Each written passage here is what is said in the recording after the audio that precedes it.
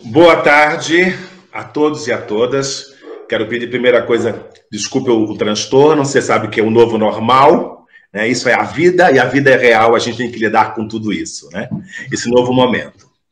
Quero começar pedindo licença e autorização aos meus ancestrais, para que eu possa estar aqui hoje. Eles chegaram primeiro. Axé. Gente, eu sou Jô Santana, eu sou ator, diretor artístico da Fato. Já trabalho há 30 anos nessa profissão maravilhosa que abracei com todo o afeto. Já realizei mais de 60 espetáculos, criei a trilogia do samba, Cartola, Dona Ivone e Marrom Musical, que vamos contar a história da Alcione e contar a história do Maranhão. Aliás, um beijo para o Maranhão, um beijo para esse povo maravilhoso. Hoje vamos falar de Estado, racismo e violências. Um tema completamente atual, em um evento dinâmico, ousado, que há 3 anos é promovido pela Universidade Zumbi dos Palmares, pelo seu reitor, o professor José Vicente, a virada da consciência. Quero agradecer imensamente poder participar desse momento e aqui fomentar importantes discussões no seminário internacional, promovendo estudos, debate, intercâmbios culturais para pessoas negras e não negras. E a partir dessas discussões encontrar ações afirmativas que busquem equidade racial, como sabiamente a Angela Davis disse, não são as pessoas individualmente que decidem que a violência é a resposta, são as instituições ao nosso redor que estão saturadas de violência. Se o Estado usa a violência policial para solucionar problemas, há uma mensagem de que a violência também pode ser usada para resolver problemas em todas as esferas, como os relacionamentos. Dando início, Estado, racismo e violências. A população carcerária no Brasil é uma das 4 maiores do mundo, onde mais de 65% dos internos são pretos e pretas. Em agosto de 2020, a Defensoria Pública do Rio de Janeiro revelou que 8 em cada 10 presos em flagrante no Rio de Janeiro são negros. Revelou também que eles são os mais agredidos e têm mais dificuldade de obter liberdade provisória. De acordo com a pesquisa da CUFA, Central Única das Favelas, 42% dos negros dizem já ter sido desrespeitados ou agredidos pela polícia.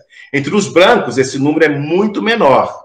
A mesma diferença é sensível no número de mortos. O percentual de pretos assassinados é de 132% maior que dos brancos. Esta é a realidade. E para falar sobre este assunto tão importante, eu convidei 3 mulheres potentes que fazem a diferença neste país. Eu estou esperando a professora Denise entrar, mas eu vou chamar aqui a Patrícia Vilela Marino, presidente do Instituto Humanitas 360 e cofundadora do Espaço Cívico.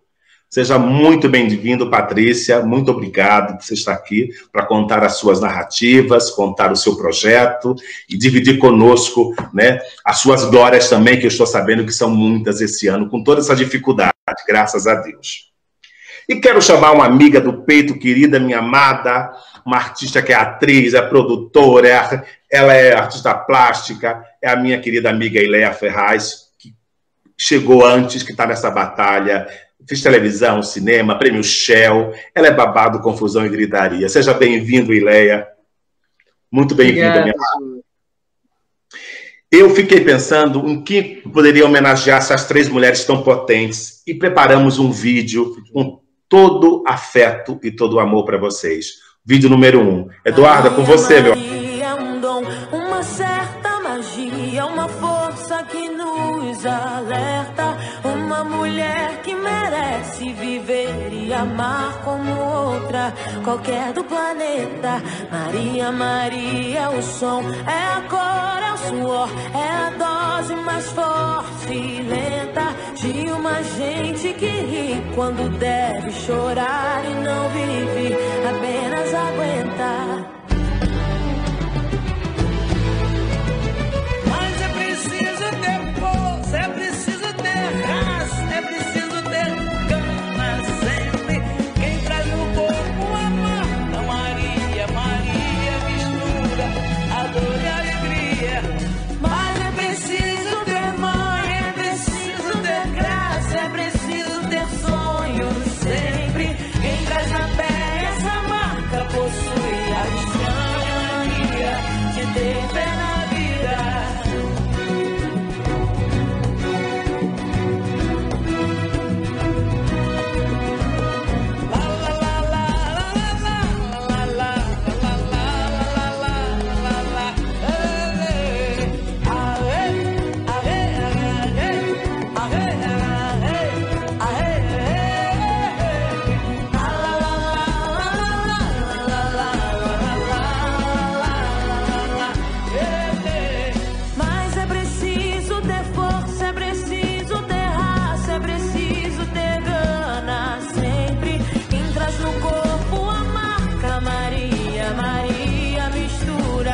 dor e alegria. Mas é preciso ter manha, é preciso ter graça, é preciso ter sonho sempre. Quem traz na pele essa marca possui a estranha mania de ter fé na vida.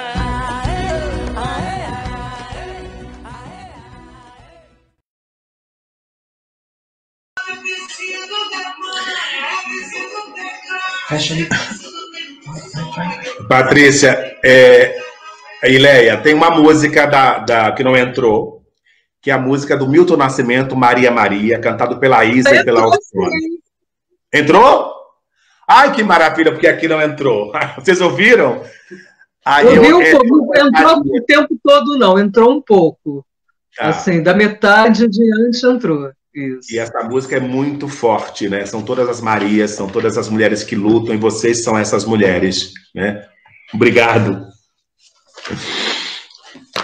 Com tantos dados, estatísticas, relatos, notícias que pipocam por todo o Brasil, com tanta frequência, podemos afirmar que o racismo opera a todo vapor na estrutura da segurança pública do Brasil?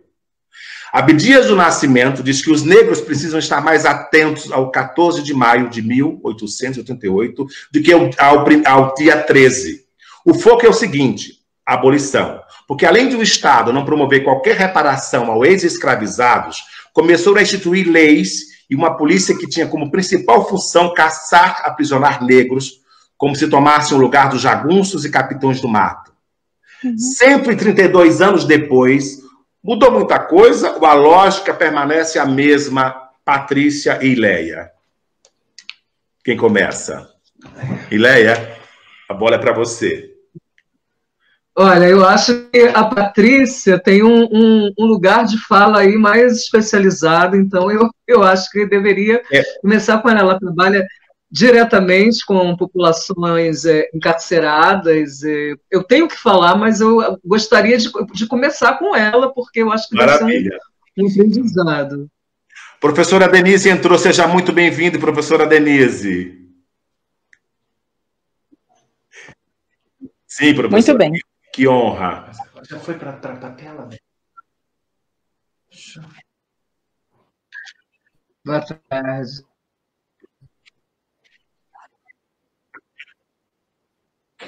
Você quer que eu repita a pergunta, gente? Para a professora Denise, eu vou repetir para ela. Com tantos dados, estatística, professora, relatos, notícias que pipocam por todo o Brasil com tanta frequência, podemos afirmar que o racismo opera a todo vapor na estrutura da segurança pública do Brasil? Abdias do Nascimento diz que os negros precisam estar mais atentos ao 14 de maio de 1888 do que ao dia 13. O foco é o seguinte, a abolição.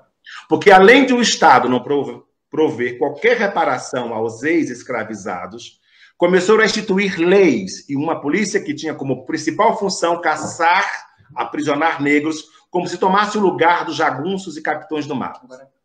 132 anos depois, mudou muita coisa ou a lógica permanece a mesma, gente? Patrícia, com você. Obrigada. Bom, boa tarde a todos. Estou muito contente de estar aqui, sinto realmente honrada de poder ter sido escolhida de compartilhar essa conversa com vocês. Uma conversa que ela precisa se estender em todos os dias, em todos os lugares, em todos os momentos. Ela precisa ser objeto dos nossos sonhos, vivos e dormidos, porque a gente também tem que sonhar acordado. Eu queria poder, a partir de agora, tê-los todos como meus amigos cívicos. Muito prazer, Ileia. Muito prazer, professora Denise. Eu já queria as conhecer há algum tempo. E teria que ser, claro, que pelas mãos do Jô, como não, não é? Para fazer essas pontes acontecerem e nós podermos exercer desenvolvimento de cidadania juntas. É uma pergunta realmente importante, Jô, e é uma pergunta que nós devemos nos fazer todos os momentos. Eu tenho uma formação jurídica, eu sou advogada, e não atuo diretamente no campo do direito, mas da militância jurídica. E eu vejo na Lei Áurea uma lei vazia. Uma lei que não prevê reparações e uma lei que não prevê os efeitos de tudo que ela veio para abolir, é uma lei que para mim é vazia. E é dessa maneira que o Brasil vem legislando há muito tempo, sem prescrever ou sem escrever as reparações que uma lei deve fazer, e muito menos sem antever ou prever os efeitos de uma cultura estabelecida que não se muda num ato jurídico, numa assinatura de um documento. É um movimento de conscientização, de transformação de mente, é um movimento de abrir mão de benefícios e de privilégios para que haja uma transformação e uma reestruturação. Não houve isso com a nossa Lei Áurea. Nós fomos todos à escola achando que a princesa Isabel era a salvadora de todos nós, quando na verdade não foi isso que aconteceu. Hoje nós continuamos legislando como se legislou na Lei Áurea, e é por isso que nós temos hoje, nas penitenciárias de todo o Brasil, as nossas senzalas. Nós mudamos de lugar e mudamos de nomenclatura, mas a realidade da escravidão, a realidade do punitivismo, a realidade da mão pesada, ela mora dentro de cada um de nós. O Estado tem a tutela da vida, então, das pessoas privadas de liberdade, mas a minha pergunta para ele é: o que você faz com a tutela da vida das pessoas privadas de liberdade? Nós estamos isolando as pessoas, e o isolamento não é fruto da pandemia, o isolamento dentro do sistema, ele é uma realidade presente e constante, e nós estamos assolando as pessoas, amontoando elas umas em cima das outras, quando esse poderia ser um momento de restauração, poderia ser um momento de pacificação, poderia ser um momento de grande conteúdo educacional, de leitura, não é mesmo, professora Denise? Para que nós pudéssemos trazer conhecimento que, por força das circunstâncias, grande parte dos brasileiros não tem. Então, o Estado, ele continua sendo um Estado mão pesada. E nós, como cidadãos conscientes, precisamos tirar essa mão pesada de cima da vida das outras pessoas. Professora Denise. Professor. Bom, gostaria de agradecer a iniciativa do Jô Santana de articular essa mesa, cujo título tão atual, tão necessário, em especial nesse momento pós-eleitoral, o Estado, o racismo e violências, né? Dentro desse Seminário Internacional de Consciência Negra, compondo a virada da consciência, né, através da Universidade Zumbi dos Palmares, esse nome que para nós é tão forte e nos chama a memória da guerra, né? Então eu gostaria inicialmente de dizer que essa pergunta de início, além dela ser desafiadora, e por ser desafiadora é fundamental. Então me congratulo aqui com a presença do Jô Santana, da Ileia Ferraz, da Patrícia Vilela, não é, da Isabel Filardes, e de todas as pessoas que tornaram possível esse encontro.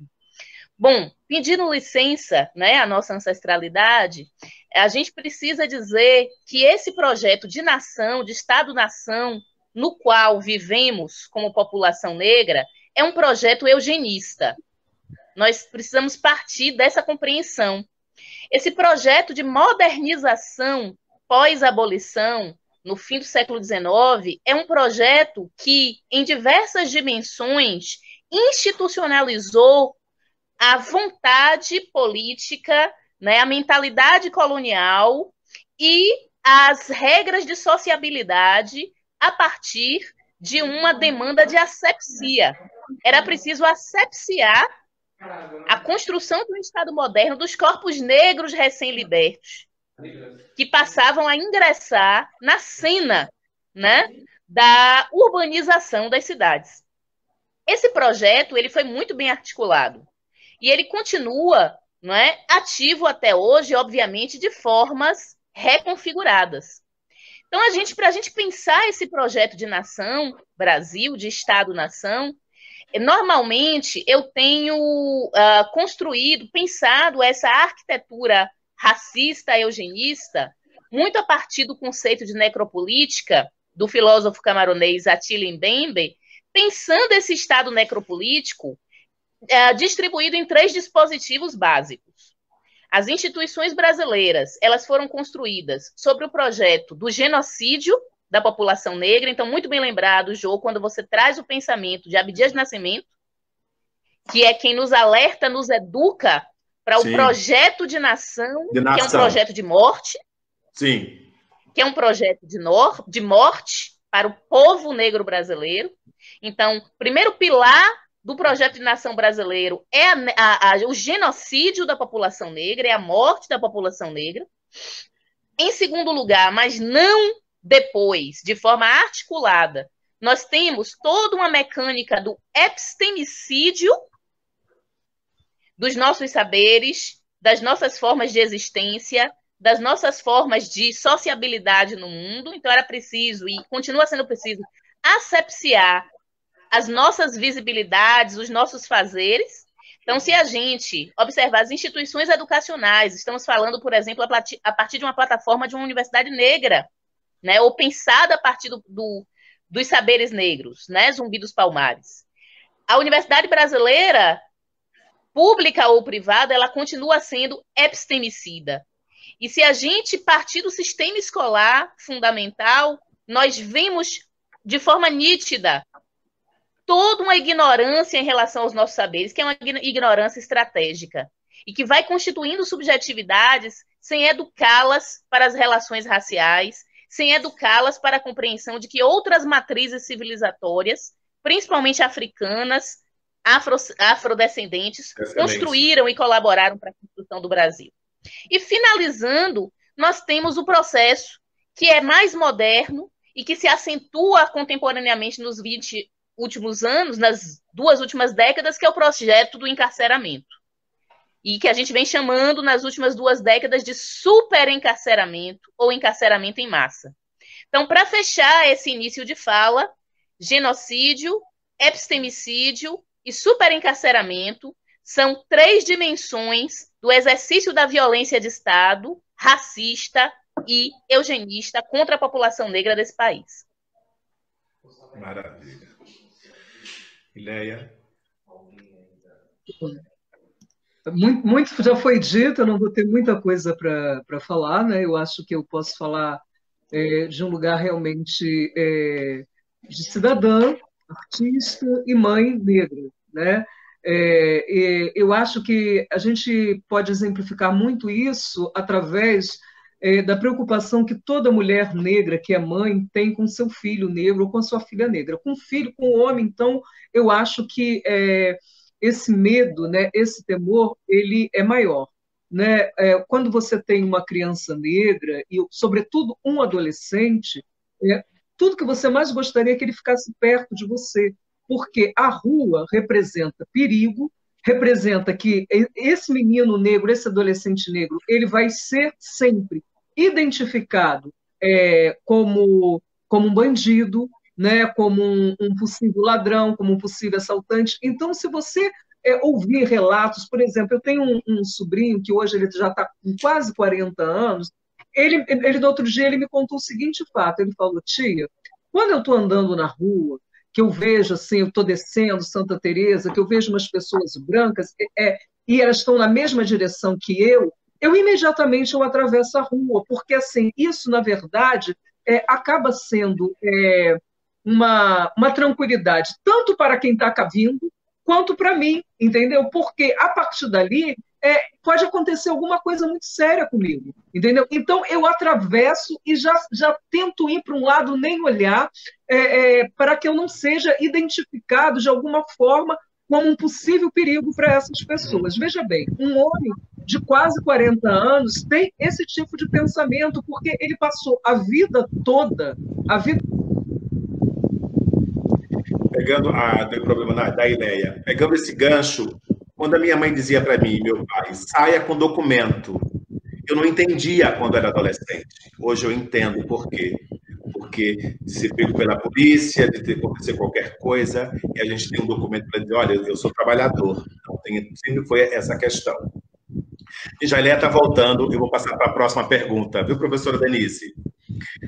A abordagem policial, em 2018, a advogada Valéria Santos foi presa no exercício do seu trabalho, Valéria foi algemada e arrastada pelos policiais de maneira humilhante. A juíza do caso mencionou por 3 vezes a raça do réu como justificativa para a prática criminosa. A justiça no Brasil também é racista. O que precisa haver para que negros e não negros tenham equidade de tratamento e de acesso à defesa pública? Vocês que são advogados. Patrícia. Professora, não gostaria de começar? Caí, né? Vou repetir? Vamos ouvir Ileia. Eu caí, né? Ileia, Mas- conclua, Ileia. Você falou do seu sobrinho dos 40 Então, anos. o que eu quero dizer esse sistema, essa sociedade racista, esse sistema que foi criado a partir do final da escravidão, para que nós negros fôssemos identificados como elementos que representassem perigo para a sociedade, ele realmente funciona até hoje. 2020 nós vivemos isso. Assim, eu como mulher negra,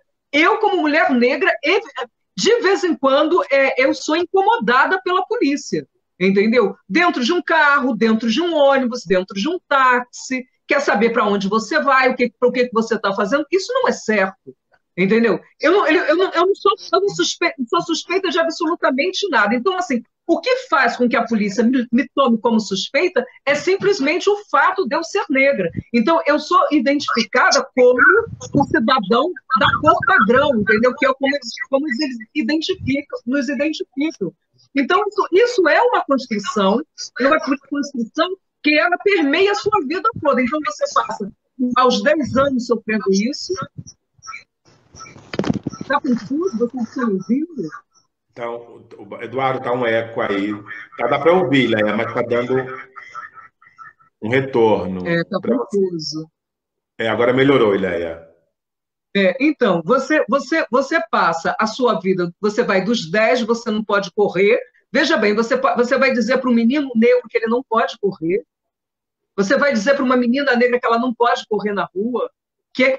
Você vai dizer para um adolescente que ele evite deixar o cabelo crescer e que ele evite andar de boné, que evite botar um capuz na cabeça. Isso, na verdade, você está tirando a possibilidade dele de exercer a liberdade, a plenitude da liberdade dele, da humanidade dele. Isso permeia a vida de uma mulher e de um homem negro até a morte. Até a morte.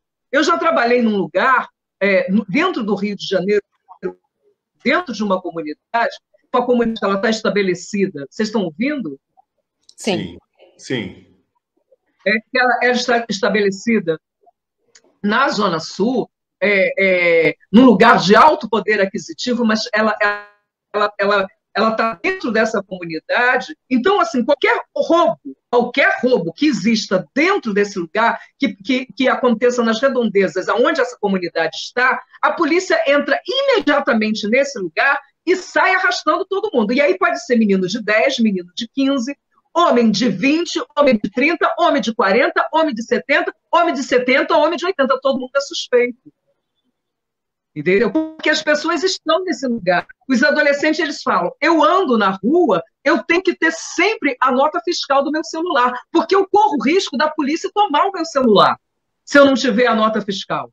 Entendeu? Porque ele está dentro de um lugar, é um verdadeiro apartheid, ele está dentro de um lugar onde a classe social é uma classe economicamente muito alta. Então, toda suspeita recai. Isso é um projeto realmente de extermínio, que isso começa na escravidão. Né? Isso começa com o fim da escravidão. Você estabelece regras para se identificar quem é vagabundo. E quem vai ser vagabundo? Vai ser vagabundo quem não tem casa, quem não tem trabalho, quem não tem comida, quem está na rua. E quem atendia a essas características? O negro, que tinha sido, após o final da escravidão, ele foi dado um pontapé, literalmente, na bunda dele, e ele ficou à mercê do acaso mesmo. Então, assim, e isso permanece até hoje.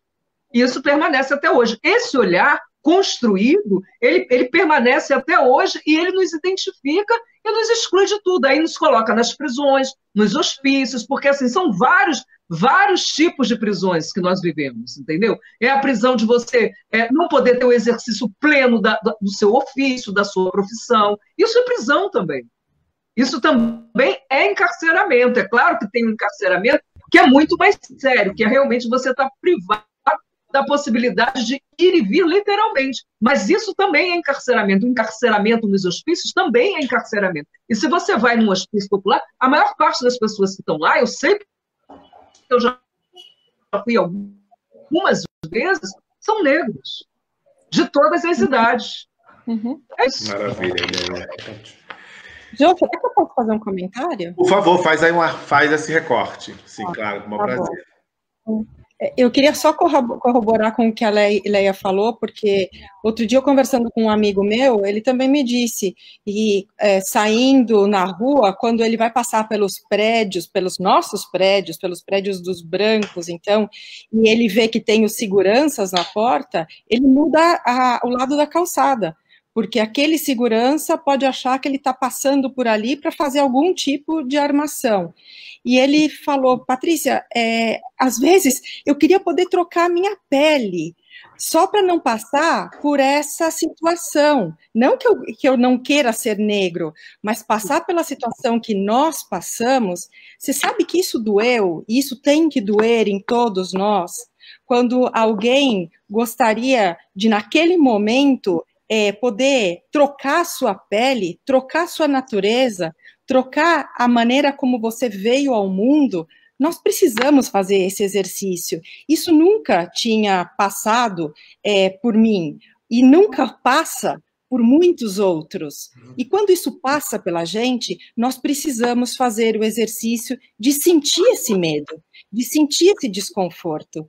Eu creio que nós precisamos usar o sapato dos outros. Nunca vai me caber. E é exatamente por não me caber é que vai me fazer sentir um certo desconforto. Nunca vai ser seu desconforto, mas eu preciso estar consciente de que essa segregação, de que essa violência, de que esse cerceamento acontece a todos os minutos das 24 horas por dia. E são esses cerceamentos acumulados que fazem, claro, que violências aconteçam dentro das pessoas. Como alguém pode se sentir tão violentado por tantos dias numa vida inteira?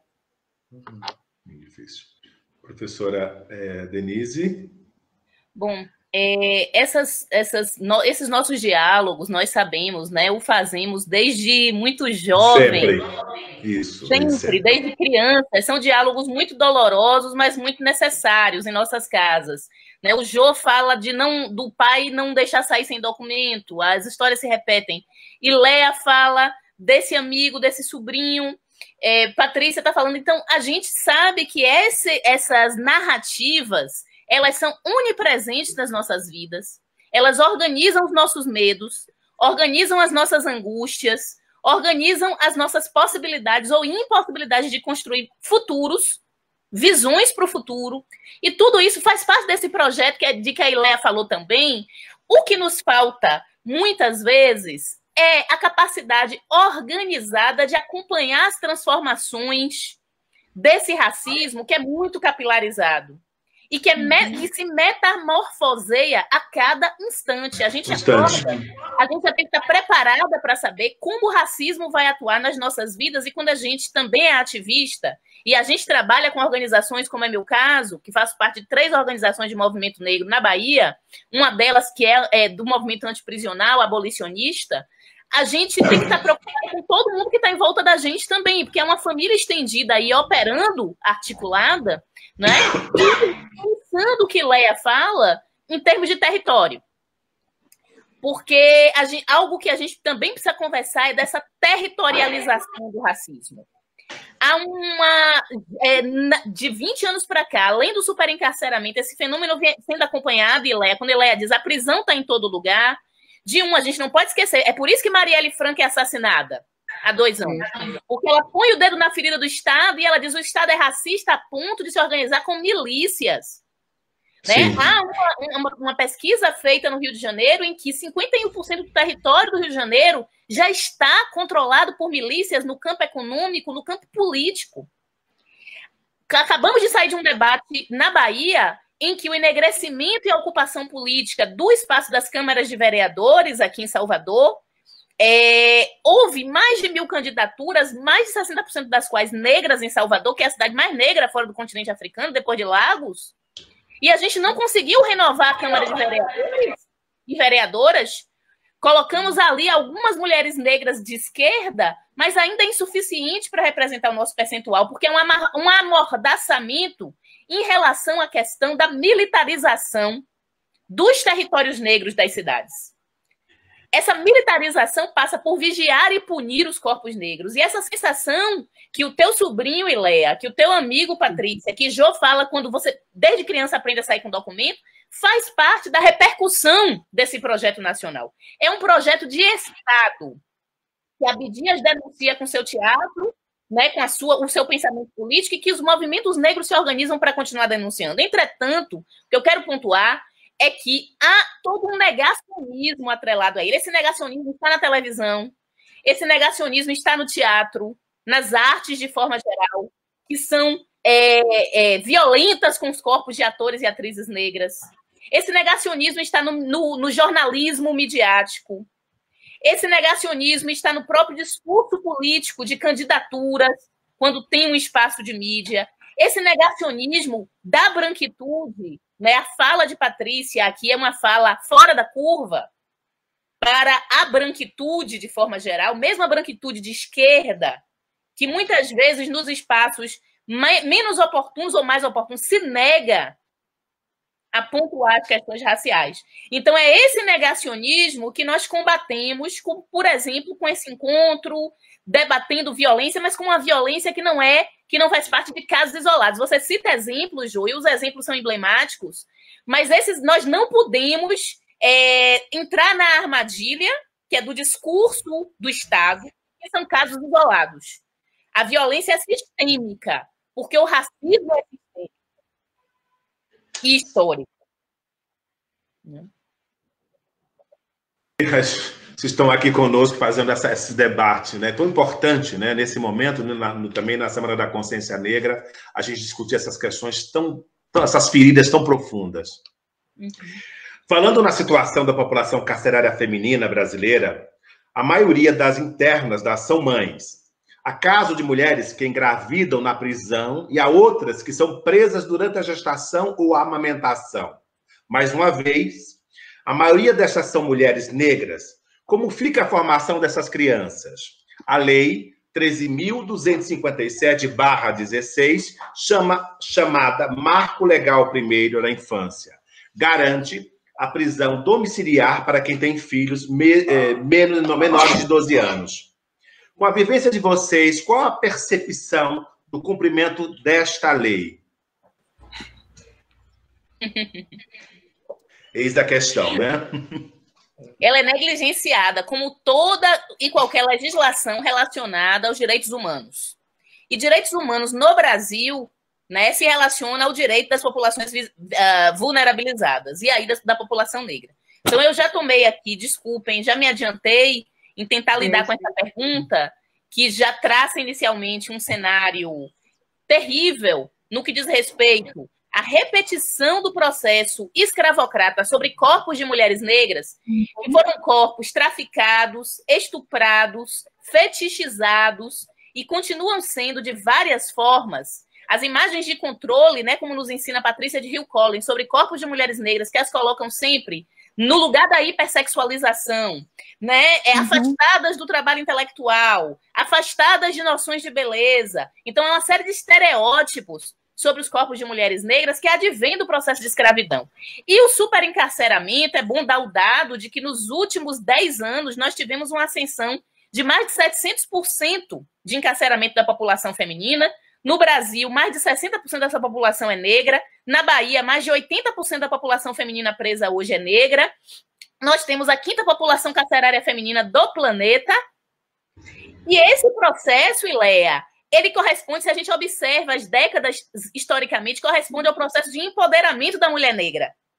No Ocidente, na América, como diria Lélia Gonzalez, e no Brasil. É a nossa lenta, mas contínua e persistente ocupação de espaços na arte, na universidade, no mercado de trabalho, que vai favorecer, que vai produzir uma reação, uma reatividade política, não é? Econômica, epistemológica aos nossos corpos, à ocupação dos nossos corpos. O superencarceramento é uma resposta muito dura a isso.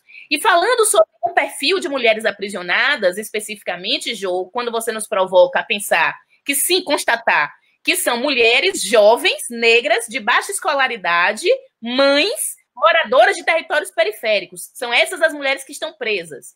É preciso dizer que nesse período de pandemia, a legislação começa a ser minimamente observada por conta da movimentação de frentes estaduais pelo desencarceramento. No Rio de Janeiro, vocês têm uma frente muito ativa, em São Paulo, aqui na Bahia temos também, em Pernambuco, em outros estados da nação, e que é constituído de mulheres negras, Eleia. São movimentos de mulheres negras familiares de pessoas que estão presas, que provocam as defensorias públicas, provocam a Defensoria Pública da União para acionar o Supremo para que habeas corpus coletivos sejam concedidos a mulheres que estão nessa situação de receber o benefício legal. Aqui na Bahia, mais de 174 mulheres estavam presas no início da pandemia, dentro do presídio feminino em Salvador. Com o benefício do habeas corpus legal, isso vai descer, esse quantitativo de mulheres desce para 75, mais ou menos. Nós continuamos, né, desde março, entrando no presídio feminino. Mais tarde a gente vai falar um pouco sobre isso, se tivermos oportunidade. Mas por quê? Pelo cumprimento da lei, que não é acionado, é preciso que a gente pontue isso de forma muito direta. Não é acionado magicamente por uma benesse de um Estado que é racista e que é branco, de um sistema de justiça que é racista e que é dominado pela branquitude. Ele é acionado, esse sistema de justiça, para o cumprimento da legislação que você menciona, por movimentos sociais, por movimentos negros. E eu pauto aí o protagonismo das mulheres negras nas frentes estaduais pelo desencarceramento. Patrícia, você quer fazer um comentário? Eu queria apesar da bela exposição da professora Denise, eu queria poder fazer um comentário que é de alguma experiência. Se a gente não vê as mulheres negras nos lugares institucionais onde elas deveriam e devem estar para poder discutir as pautas históricas, as pautas econômicas, as pautas humanas e humanitárias, por outro lado, nós vemos as mulheres negras institucionalizadas. E não estar nos lugares institucionais é bem diferente do que estar institucionalizada. Isso quer dizer que nós vemos muito mais do que nós deveríamos ver dentro das instituições prisionais, penais do nosso país. Eu tenho trabalhado para que esses números possam diminuir. Por quê? Porque essa mulher estando neste lugar, os estudos também mostram que o ciclo de violência e de marginalidade dentro da sua casa, ele se perpetua. Porque o lugar dessa mulher é estar ali na sua casa, é ser a empreendedora, é ser a empresária, é ser a intelectual, é ser a professora, é ser a advogada, é ser a engenheira, e não ser levada, ser dragada por uma situação de criminalidade, por uma situação de violência, por uma situação de abuso, à marginalidade, e estar aonde eu, infelizmente, a encontro. E com isso, a gente começa realmente a construir, se não a consolidar, esse perfil dessa mulher violenta, dessa mulher criminosa, dessa mulher que a única coisa que ela sabe fazer é o corre do dia dela. Nós precisamos realmente, professora Ileia, Jo, desconstruir esse perfil pernicioso e esse círculo que se repete tão pernicioso quanto dessa família e dessa mulher. O que a Humanitas tem feito dentro das unidades penitenciárias é construir unidades de negócio. Se essa pessoa não teve esta oportunidade de ser a gestora do seu negócio, ainda em liberdade, quando em liberdade, que ela tenha essa oportunidade no seu momento de privação de liberdade, que esse momento seja um momento de restauro, de educação, de reconstituição, de reconstrução, de arrependimento e de uma nova construção de narrativa, porque são, segundo os dados que já estão desatualizados, 37.200 mulheres privadas da sua liberdade na nossa massa carcerária, e são 62% são mulheres negras. Desses 62%, elas estão presas, 50% delas estão presas por crimes de tráfico. Eu gostaria que a gente tivesse a oportunidade de conversar sobre isso, mas quando uma mulher é presa por tráfico, e quem faz essa distinção, ou quem faz essa tipificação, geralmente é um homem, e geralmente é um homem branco, e geralmente é um homem que representa a branquitude, e eu falo desde o meu lugar, que eu sou uma branca. Esta pessoa vai tipificar para sempre a vida dessa mulher, porque quem é preso por tráfico no nosso país é preso por um crime equiparado a um crime hediondo, cujas penas são bastante pesadas, cujas penas são bastante longas, e você ainda pode ter que ser punido com uma pena de multa, uma pena financeira para com o Estado.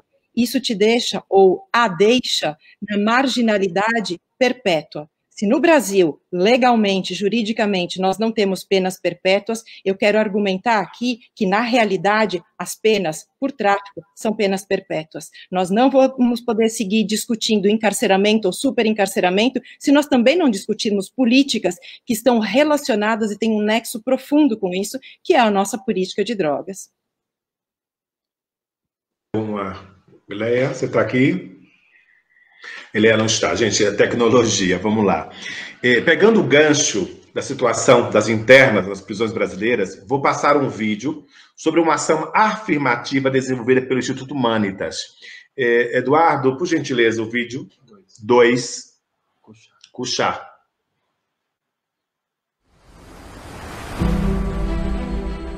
Tenham, portanto, todos esse evento como uma celebração sempre da esperança e dias melhores para a nossa pátria.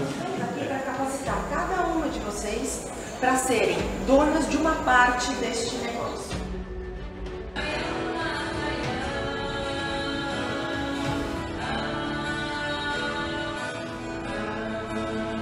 Nós mesmas ter o nosso orgulho de dizer que é nosso.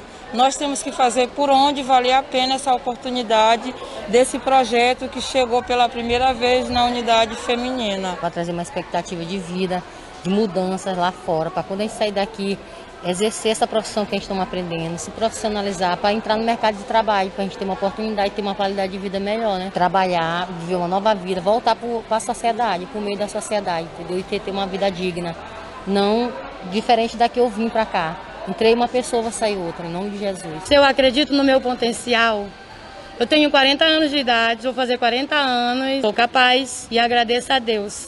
Nós temos que olhar, observar, para que possa ir para frente, como a professora falou, né? Acreditar mais e mais e alcançar. Facilita, até porque a gente não fica trancada, sem fazer nada, pensando mesmo de besteira. A gente vem, exercita a mente, e vem botar um exercício de equilíbrio para a mente e para o corpo também, né? Algo que ainda não existe em nenhuma das unidades do sistema, onde repassar as responsabilidades e todas as dores de cabeça, todos os lucros, todas as vantagens que tem na questão de um trabalhar juntamente com o outro e colher os frutos, eu creio que com certeza vão trazer algo bom, né? Porque a gente vai estar passando para as internas muito aquele espírito de coletividade. A cooperativa é todo mundo junto, na alegria e na tristeza. E a cada oportunidade que eu tiver, eu vou sugar o bastante, que eu quero levar o melhor daqui, lá para fora, para me ter uma vida digna, porque eu estou tendo uma nova oportunidade. Não só eu, mas cada uma das minhas companheiras que se encontram aqui, e só tenho a agradecer. Nós mesmos ter o privilégio de cuidar, de fazer valer a pena, porque a Tereza vale a pena para cada uma de nós. Não só pelo fato de nós ganharmos a nossa remissão, mas nós ganhamos também o nosso dinheiro, temos uma renda fixa, todo mês aquele dinheiro caindo na nossa conta, para a gente dar um programa assim, uma vida digna para a nossa familiar. aprender aqui e produzir lá fora. Ficar do lado da minha filha, que é a coisa que eu mais amo na minha vida, que é a da Erly. Eu imagino tudo de bom para ela e que através desse espelho, essa oportunidade que Deus está me dando agora, ela possa ver em mim um novo espelho. E aquilo que se passou, passou, mas que possa viver esse presente que ela está olhando em mim. Olá. Patrícia, fala para a gente um pouco sobre a cooperativa Cuxá, da qual você é uma das fundadoras, em Pedrinhas, no Maranhão, e que Alcione também é a madrinha desse projeto. Fala um pouco para a gente, explica para a gente essa grande iniciativa de vocês. Então, isso começa num outro ambiente penitenciário, que inclusive foi aqui em São Paulo, e nós não tínhamos um número tão grande de mulheres negras presas aqui. Mas no Maranhão, nós temos toda uma outra cultura e um outro histórico. E o que nós fazemos com isso? A minha ideia é de assumir uma responsabilidade.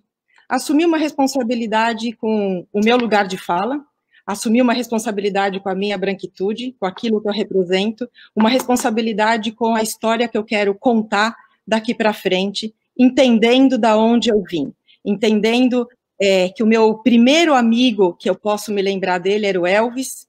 Nós devíamos ter uns 4 ou 5 anos, e ele era um menino negro, e eu várias vezes escutei aquele negrinho. Entendendo que eu tenho hoje 50 anos, e que eu não podia viver mais tempo sem assumir que nós somos corresponsáveis por tudo que nós criamos, de ruim e de bom. Se o 14 de maio foi e tem sido o dia mais longo das nossas histórias, como coloca o professor Hélio Santos, e eu gosto muito de aprender com ele, nós todos somos responsáveis por esse prolongamento dessa data, porque se naquele tempo não houve política de reparação e não houve regulamentação da Lei Áurea, e isso começa a ser feito por volta de 1996, e me corrijam se eu estiver errada, nós estamos em 2020. Em 2016, eu vou conhecer um exemplo que acontece de cooperativa em Belém do Pará, na periferia, em Ananindeua, comandado, então, nessa época, pela doutora Carmen Gomes. E eu vejo um trabalho de cooperativismo entre aquelas mulheres, a maioria delas presas por tráfico. Nós abraçamos a ideia, institucionalizamos dentro da Humanitas, sistematizamos e criamos uma metodologia de geração de renda. Mas que no processo de geração de renda dessas presas, que então se tornam empresárias, se tornam sócias fundadoras do seu negócio, desta cooperativa social inscrita na Junta de Comércio dos Estados e na Associação Cooperativista dos seus estados e na Associação Brasileira, elas são estatutárias, elas decidiram o estatuto, o regulamento dessa cooperativa. A Humanitas é só a incubadora e a investidora semente, porque um capital precisa para que o negócio se mova e um capital de giro para que esse negócio continue existindo. Nesse processo de geração de renda, que vocês vão concordar comigo que ganhar dinheiro é uma coisa e gerar renda é outra, portanto, nesse processo de geração de renda existe um conteúdo de conhecimento, de educação financeira, de gestão, e a própria aprendizagem de um ofício, para que seja o meio de trabalho das pessoas. Dentro da cooperativa, nós decidimos em conjunto o que vai ser feito, qual vai ser a prática, se vai ser uma costura, se vai ser um bordado, se vai ser uma prática agrícola, enfim. E nós construímos esse negócio lá dentro, junto com o Conselho Nacional de Justiça, junto com o governo do Estado e com o presidente do Tribunal de Justiça. Por quê? Porque nós precisamos de institucionalidade. Nós não precisamos mais de pessoas institucionalizadas, mas nós precisamos das instituições que têm a tutela da vida dessas pessoas agirem em concordância, em orquestra, em arranjo, para que essa jornada da privação de liberdade seja, desde o seu primeiro dia, a jornada da saída, e de uma saída sem volta. A Humanitas faz o negócio, a Humanitas monta o negócio com o apoio do poder público, portanto, que ele tem que abrir a porta da cadeia para eu poder entrar. E o Poder Judiciário tem que entender que a execução daquela pena, ela vai estar sendo feita de uma maneira diferente da nossa lei de execuções penais, porque nós estamos, com isso, trazendo uma alternativa à laborterapia, ao trabalho robotizado do século XIX, do século XX. Nós estamos trazendo um ofício, uma profissão, um resgate de identidade e a escrita de uma nova narrativa de vida, para que quando essa mulher sair, essa mulher possa continuar dona do seu negócio, ela possa continuar exercendo o seu ofício, ela possa ser, então, uma cidadã empresária, e não mais uma presa ou uma ex-presa. Eu termino por aqui para não me estender, mas gostaria muito de poder esclarecer dúvidas que possam existir. Professora Denise. Eu gostaria de me desculpar com as intérpretes Leila e Meire, inicialmente, que estão fazendo um trabalho brilhante, sinalizar que a comunidade surda brasileira é majoritariamente negra e que o trabalho de intérpretes negras tem sido visto por todo o Brasil nesse processo de pandemia, e que é um trabalho lindo e brilhante, porque é um trabalho, inclusive, artístico de corpo, né?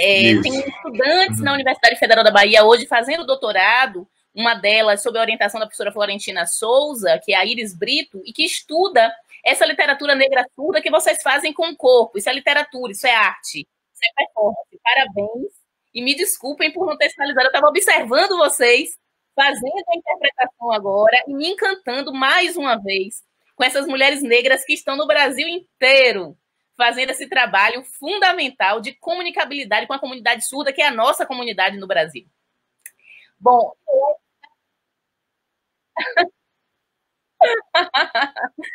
e Léo, acho que caiu, mas vamos aqui tentar dialogar com a pergunta, não é? E com a fala da Patrícia, né? Que acaba de acontecer. Eu faço parte de uma organização de mulheres negras na Bahia, que é decana, faz 10 anos agora, em 2020, que se chama Corpos Indóceis e Mentes Livres. Acho que haverá oportunidade de falar sobre isso. Mas, de início, nós já colocamos a nossa postura abolicionista. A nossa postura diante da estrutura social, do projeto político escravocrata da sociedade brasileira, que se reatualiza no 14, né? Como nós gostamos de falar, é a perspectiva abolicionista em relação ao modo político, a pedagogia institucional que estrutura todas as dimensões da nossa sociedade, inclusive o sistema prisional. Então, há diferenças em relação a esse projeto que acaba de ser colocado, obviamente, não é? E nós compreendemos que o sistema prisional, ele cada vez mais, no Brasil, vem tendendo a privatização, né? Então, é um processo de privatização que passa exatamente pelo uso dos corpos de pessoas aprisionadas e a projeção do uso desses corpos para a produção de riquezas que será mais uma vez distribuída dentro do sistema colonial do capitalismo branco, do capitalismo escravocrata. A isso, nos Estados Unidos, se chama complexo industrial carcerário. Quanto mais se incha o exército de pessoas encarceradas, esse exército de reserva é usado para a produção de trabalho e produção de riqueza de uma forma, obviamente, subhumana, né? Então, nós trabalhamos na perspectiva da garantia mínima dos direitos humanos de quem está sob a tutela do Estado e sob a tortura do Estado, porque entendemos que as condições das carceragens brasileiras são condições de tortura, principalmente dos corpos negros, daí porque as nossas falas iniciais falam dos navios negreiros, falam dos calabouços, né? Os espaços carcerários brasileiros são espaços de reatualização, como Ileia fala no início, das senzalas da nossa escravidão, daí porque não podemos perder do nosso horizonte de luta no antiproibicionismo em relação à guerra às drogas, que não é guerra a coisa alguma, é guerra aos negros e às negras. Na legislação antidroga, que não é legislação antidroga coisa alguma, é legislação antinegra, como toda a legislação desse país, que é uma legislação calcada, inclusive, nos direitos civis de proprietários e do patrimonialismo branco, né? Que perdura nesse país até hoje, inclusive nas candidaturas políticas. Então, é preciso entender que este capital, ele é um capital que se organiza com o superencarceramento, a sua dinâmica, a sua forma. E que mulheres negras presas, e eu gostaria de mais tarde ter um pouco mais de tempo para falar sobre isso, aquelas com quem nós convivemos, que são nossas parceiras, inclusive amigas, depois do processo de encarceramento, elas têm uma tecnologia de trabalho que também se enraiza na cultura negra. A gente pode falar de mulheres negras de candomblé. Eu gostaria de poder falar sobre isso. Mulheres que têm funções em terreiro, mulheres que são pilares das suas comunidades. Entretanto, no jogo da necessidade de sobrevivência, elas são vinculadas por esse sistema de justiça racista que inclui não só a legislação, como o processo de audiências de custódia, o próprio aprisionamento pelas corporações policiais, é toda uma rede, vai aprisioná-las na teia do encarceramento. Mas são mulheres que têm autonomia, né? Então, é esse contraponto que eu quero fazer aqui. Essas mulheres, elas não estão absolutamente, em sua totalidade, passivas, esperando uma mão salvacionista. Muito embora, né, as iniciativas de organizações sociais, a sociedade civil organizada, etc., sejam fundamentais, inclusive para a garantia do olhar da sociedade externa sobre os calabouços que se colocam dentro da estrutura do sistema prisional.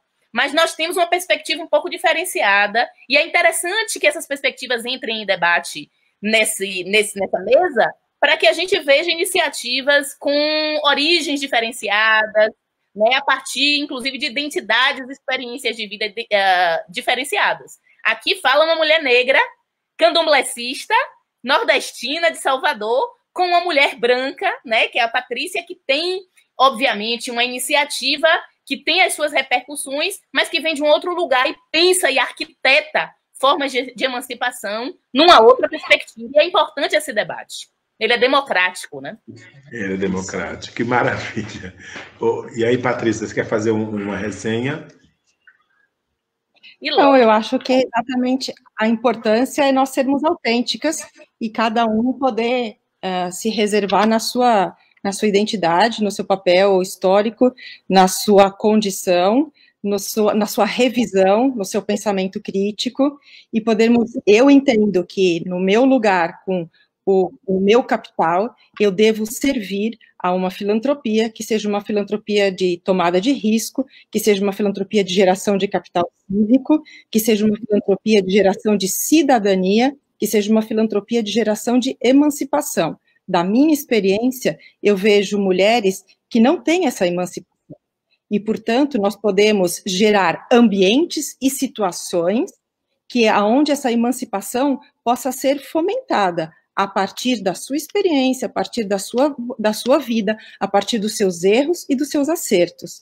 Nós vivemos num país capitalista e nós precisamos gerar um capitalismo que seja de participação, não de acúmulo, muito menos de exploração, mas um capitalismo de participação, onde as pessoas possam sair de um momento de privação, de institucionalização e muitas vezes de infantilização para uma vida digna, de exercício de um ofício, que ela possa gerar a sua renda e que ela possa voltar para aquele lugar de fala que talvez ela nunca tenha ocupado, e se já ocupou, que o reocupe de uma maneira digna. Um comentário? Ileia? Oi, estão me ouvindo? Estão me ouvindo? Sim. Então, sim, depois que a Denise estava falando, eu já caí pelo menos umas 4 vezes, tive que sair, tive que entrar, sair de novo, entrei, não sei se vocês perceberam, mas eu saí, entrava, saía, entrava, saía, então assim, eu perdi praticamente a fala da Denise no final e isso, então vou esperar as suas perguntas, porque eu acho que fica mais fácil, porque eu perdi realmente a sequência da conversa. 6 ativistas do movimento de moradia na cidade de São Paulo ficaram presos por 109 dias, entre eles a artista Preta Ferreira. Foram libertados no dia 10 de outubro, mediante o habeas corpus, concedido pelo Tribunal de Justiça.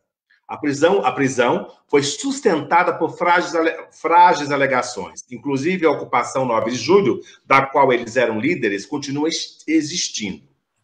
Em agosto deste ano, o dramaturgo André Lemos recebeu mandado de prisão por resistir à desocupação da aldeia Maracanã, no Rio de Janeiro. André ensinava teatro, musicalização em um projeto da Universidade Indígena na aldeia. Várias pessoas resistiram a essa desocupação, mas André, negro, é o único preso. Por que é tão comum essa criminalização dos movimentos sociais no Brasil? Teria relação com o fato de que muitos dos seus líderes são negros, por ser o grupo em maior número na base da pirâmide social? Ileia, você, minha amada.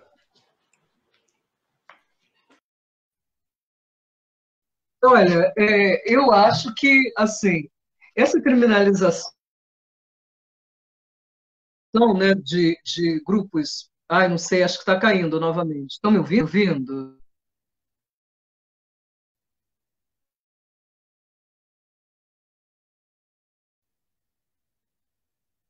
Alô? Bom, porque eu agora não estou mais vendo outra coisa. Está caindo.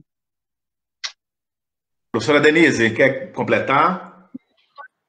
Essa questão é histórica, Ju. Você traz muito bem, né? Há um processo de criminalização de lideranças, né? Olha, Ileia está falando, tentando falar.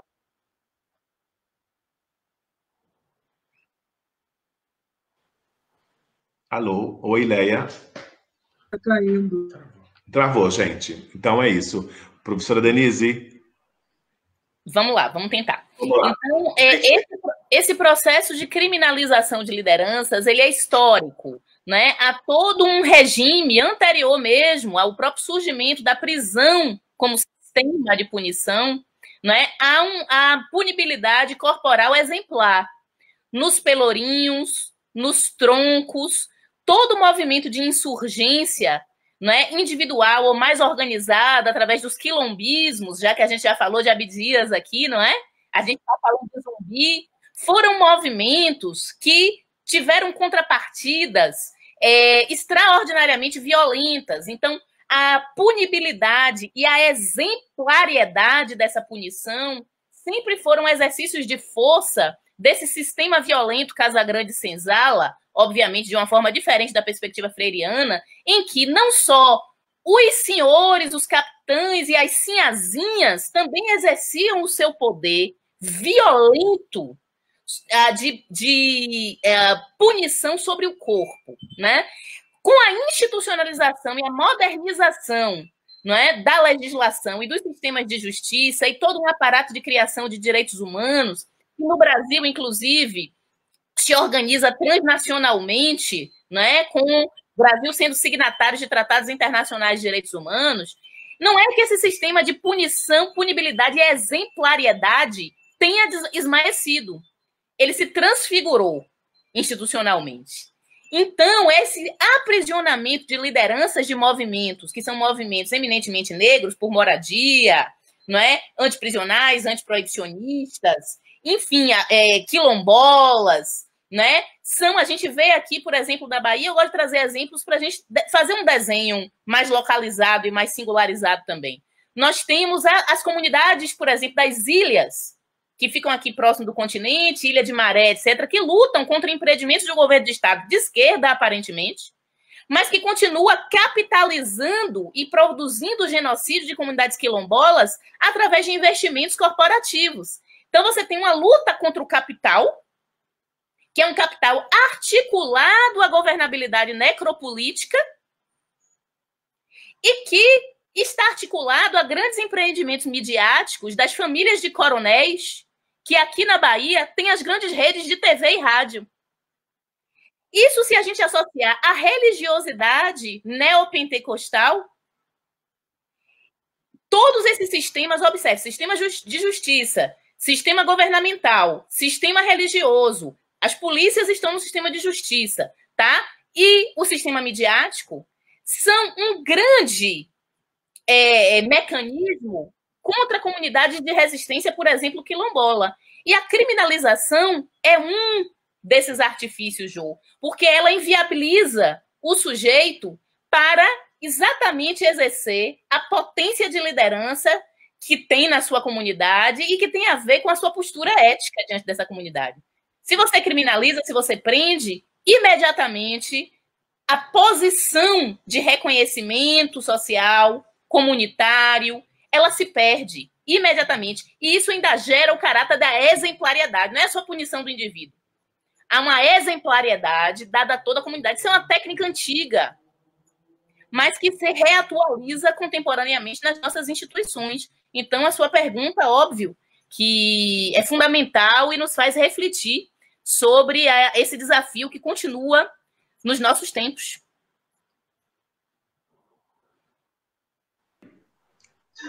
Voltei. Vamos ver até quanto tempo dura. Eu acho que, por exemplo, a prisão do André, ela é muito significativa, né? Um homem negro, um artista, né? Um pensador. Então, quando você cala essa voz, você, na verdade, você está calando a possibilidade de que esse líder, essa liderança, ela possa realmente influenciar cabeças jovens e que daqui a um tempo vão gerar mudanças significativas. Então, eu acho que quando se prende, quando se criminaliza esses líderes, na verdade, é essa possibilidade mesmo de avanço que essas cabeças representam, né? E aí você exemplifica, né, como a Denise falou, e essa pessoa começa a ser vista como um marginal, né? Pela sociedade. O quê? Passou por isso, né?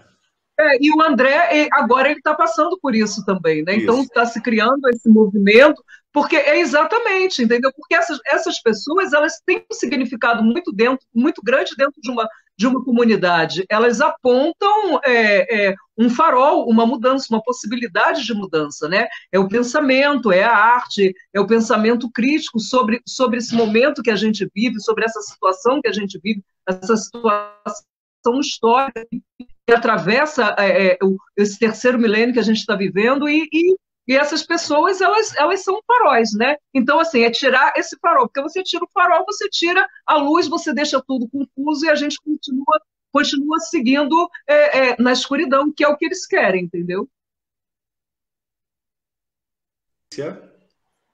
Eu queria, sim, colaborar, porque eu concordo que, ao calar esses pensamentos críticos, essas mentes que brilham, o sistema, nós, acabamos não permitindo que outros brilhem e brilhem junto em constelação. E é essa que é a necessidade, que outras mentes brilhantes, como de Preta, por exemplo, possam ser essa luz que atraiam outros. E ao atrair outros, ela tem essa personalidade de dividir, de compartilhar, de iluminar. Há pouco tempo eu estava com ela lá no Cívico e a chamei para participar da Casa Teresa, exatamente porque se o sistema usa a exemplariedade para punir, para coibir, para calar, para achatar, para solapar, nós também precisamos usar a exemplariedade para disseminar, para criar, para empatizar, para oferecer paz, clamar por justiça social e por compaixão. Por muitos anos, se não desde sempre, o Brasil tem legislado em cima da exemplariedade, e não em cima da empatia, e muito menos da compaixão. A nossa legislação, ela é dura, e ela é dura muito mais em cima de alguns do que de outros, para fazer exemplo. Então, se eu puno uma mulher, um homem negro por tráfico, e essa pena ela é bem alta e ela é bem larga, e ainda tem a pena de multa em cima dele ou dela, pensa o legislador dentro do seu escritório, dentro do seu gabinete, melhor dizendo, com ar-condicionado e serviço de café e de água, que ele vai estar criando um exemplo, portanto, uma perspectiva de causa e consequência, e que as pessoas vendo aquilo acontecer não cometerão os mesmos atos. Grande erro, Porque na hora da pressão, na hora da dificuldade, qualquer um se exime de fazer nexo causal, de causa e consequência. Quantos de nós já não cometemos crimes nas nossas mentes? Não cometemos eles por vias de fato, mas cometemos eles nas nossas mentes. E alguns cometem por vias de fato. E por isso nós não somos punidos, porque eles ficaram nas nossas mentes. Mas também corrompemos a criação do nexo causal.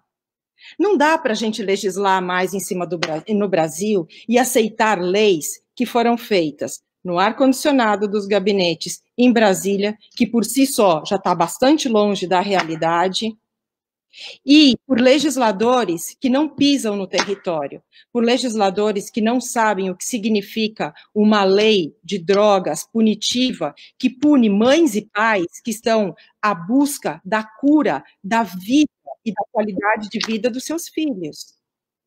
Que pune uma mãe que estava dormindo com seus filhos sem saber que a droga estava embaixo da cama dela. E por isso ela está lá presa hoje, em Tremembé. Ou mães e filhas na mesma unidade.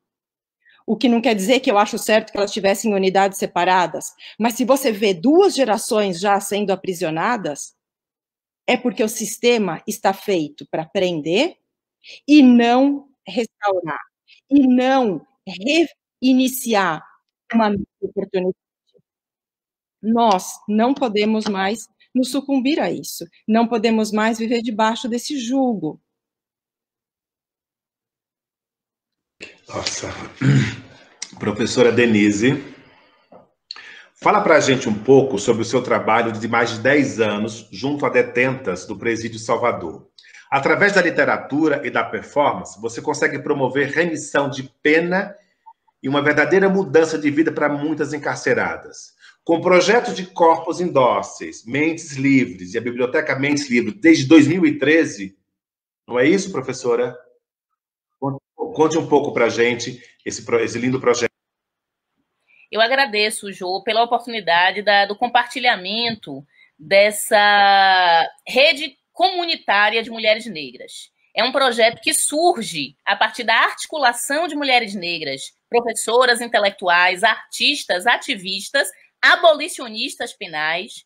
Nós partimos desse terreno comum de ethos, de luta, que é o abolicionismo penal. Acreditamos em uma sociedade sem prisões, né? Voltando a dizer, em nossa avaliação, e com isso, obviamente, comunga conosco essa perspectiva, a professora Angela Davis, que faz parte do projeto, né? Que o sistema político se articula ao sistema econômico e produz as suas formas de reatualização da escravidão. E o cárcere é uma dessas articulações. Na Bahia já começam os sistemas de cogestão, anunciando a privatização do sistema penitenciário estadual, que já se inicia no sul do país, e que este governo que aí está já sinaliza que é uma tendência e é uma diretriz. E não é só nacional. É uma diretriz transnacional a partir da importação de um modelo de gestão econômico-político dos corpos negros em todo o mundo, inclusive no continente africano, que é o assim chamado complexo industrial prisional e que a gente pode chamar de outras formas. Este projeto de mulheres negras, ele se articula em 2010 na Bahia, em Salvador, para trabalhar junto a mulheres que estão aprisionadas, que estão sentenciadas no complexo penal da Mata Escura, que é a penitenciária feminina aqui da Bahia, no sentido de modo objetivo, produzir planejamentos de oficinas, de cursos que trabalhem com diversas artes, porque para nós, cultura negra, ela não tem essas caixinhas de que algo é só literatura, algo é só teatro, algo é só cinema, só fotografia, só música. A gente trabalha a partir do trançamento das linguagens, todas essas linguagens que eu mencionei nessas oficinas, e que são construídas a partir dos próprios saberes de mulheres que estão encarceradas, em sua maioria negras. Então, esses saberes, eles vão se trançando nessas oficinas, a gente tem toda uma metodologia de preparação, e ao final de cada um desses anos, há toda uma apresentação de trabalhos culturais e artísticos das mulheres que estão encarceradas e que participaram dessas oficinas ao longo do ano. Bom, Qual é, digamos, a meta principal? Objetivamente, redução das penas através dos estudos e através das leituras. Daí que construímos a biblioteca Mentes Livres em 2013, porque ela é um dos instrumentais para a produção de remissão de pena pela leitura, que é articulada pela legislação nacional, principalmente a partir de 2012, né, aí nos governos de esquerda. Então, a gente instrumentaliza a remissão de pena pela leitura para que aconteça um impacto objetivo de redução dessas sentenças. Esse é o primeiro plano dos trabalhos e mais importante e mais pragmático. Um segundo plano, mas não menos importante, tem a ver com a reconstituição das identidades.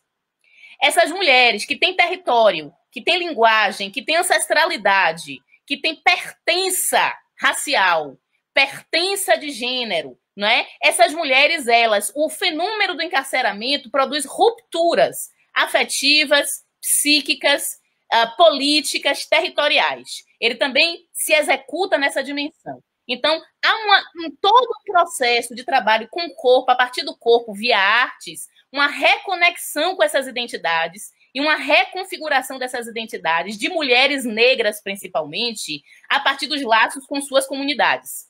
E esses laços se dão por via da arte. A gente que faz teatro, a gente que faz literatura, sabe que essas linguagens, elas são poderosas no sentido dessa reconexão. Conceição Evaristo é outra integrante do projeto Corpos Indóceis e Mentes Livres, não é? E sempre que vem a Salvador, em todos os anos, ela está conosco nas oficinas dentro da penitenciária feminina, e toda a obra dela está na biblioteca, desde Ponciá Vicêncio até o último romance, né? E Conceição faz essa fala brilhante, que é teórica também, ela também é uma doutora em literatura, além de uma escritora brilhante, negra, de que as narrativas das histórias de mulheres negras recompõem uma memória ancestral. O processo de encarceramento atua fazendo uma anulação das memórias. Nós vemos o impacto de um encarceramento de 1 ano na memória de uma mulher, 2 anos, 3 anos, 4 anos, a gente vem acompanhando as mesmas mulheres ao longo desse tempo e como isso tem impacto nas suas memórias. A retomada dessa memória, inclusive não só histórica, mas ancestral também, através da arte negra, produz a reconfiguração e a recolocação dessa identidade, potencializando, né, essa existência no mundo. Por fim, nós fazemos o trabalho de convencimento social, ou melhor dizendo, desconvencimento sobre a existência da prisão como instituição necessária na nossa sociedade. Esse desconvencimento, e eu estou falando nós, eu não estou falando só do coletivo de mulheres negras, as mulheres que estão também presas, porque muitas delas estão convencidas da necessidade da existência das prisões, né? Então é um trabalho de deseducação para este convencimento, que gera impactos no sistema de justiça, porque nós chamamos para essas oficinas conjuntas, para a produção de arte a partir dessas mulheres, pessoas do Ministério Público, promotoras e promotores, juízas e juízes de execução penal, as pessoas que estão responsáveis pela administração penitenciária nas secretarias de administração, na Secretaria de Justiça, entidades de direitos humanos da OAB. Então, nós fazemos toda uma articulação desses discursos e dessas formas diferentes de educação política, num sentido de um desconvencimento social, inclusive dos protagonistas do sistema de justiça, em relação ao encarceramento. E são essas mulheres que estão encarceradas que são protagonistas nessa educação. Quando a gente entrega no final de cada ano e propicia momentos em que essa comunidade que eu acabo de mencionar vai receber os livros das mulheres com seus poemas, vai assistir às performances de teatro dessas mulheres, vai assistir aos documentários que elas produzem. Nós não somos pessoas que estamos entrando na penitenciária para visibilizar um livro, um filme, uma peça de teatro, que a gente entra lá e diga, olha, Denise que assinou, Conceição Evaristo que assinou, Angela Davis que assinou. Não tem autoria. Não estamos autorizadas a capitalizar esses processos, porque são processos que essas mulheres, em sua maioria negras, protagonizam de se vincular a uma luta abolicionista no sentido de gerar impactos sobre a sociedade que tem poder decisório sobre esse processo de encarceramento. Então, esse projeto tem pelo menos essas 3 dimensões. Eu não sou, digamos assim, eu sou uma das líderes, uma das fundadoras, uma das mobilizadoras, mas há muitas ativistas negras, não só de Salvador da Bahia, mas, como já mencionei, do Brasil e do mundo, que se articulam a esse projeto e que estão conosco nesses 10 anos de caminhada. Patrícia, você falou algo no começo, antes da gente começar, sobre essa questão do teatro, do corpo. Tem tudo a ver, né? Não, realmente, é muito importante. De novo, da experiência que nós temos no Sudeste e no Nordeste, existiu uma violação e existiu um desconhecimento muito grande lá atrás. E até hoje não existe esse apreço, esse autoconhecimento. Nós notamos que a falta, por exemplo, de um espelho, de não poder se ver durante muito tempo, ela é um mecanismo de desconstituição de uma identidade. Quando um artista plástico foi à unidade penitenciária feminina de Pedrinhas e fez um retrato das cooperadas, da cooperativa Cuxá, elas falam, mas essa sou eu? Então, existia já há algum tempo que essa mulher não se via.